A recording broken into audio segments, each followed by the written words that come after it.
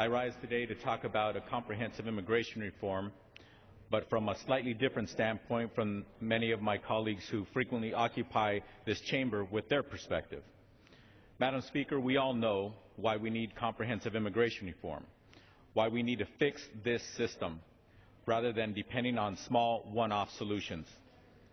Our system is broken and we have to fix the entire immigration system now.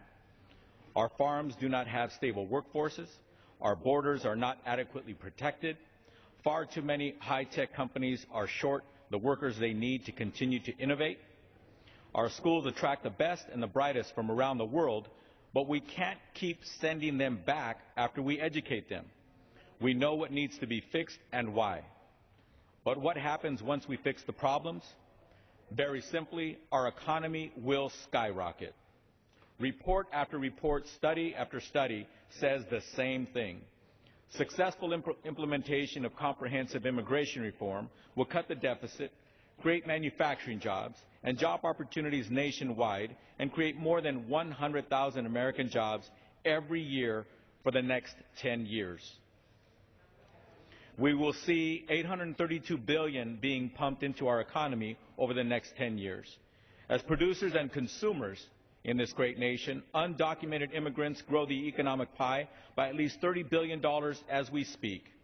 Legalization would triple that number, with various studies pointing to a $1 trillion impact on our gross domestic product right here in the United States over the next 10 years.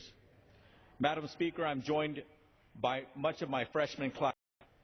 This past election, voters sent us to Washington to solve problems like our broken immigration system, and that's what we want to do.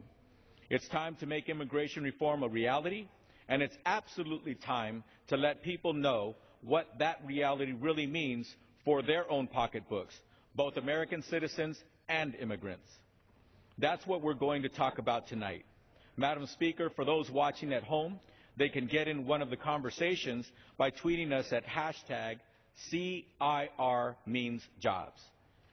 If our constituents have questions, we'll answer them. With that, I look forward to an interesting and enlightening discussion tonight. I'd like to start off by talking with my colleague from California, Congressman Swalwell. One thing I would like to ask this gentleman is whether he thinks that comprehensive immigration reform will help not only create more job opportunities, but will also expand our nation's workforce, and I would yield to the gentleman from California.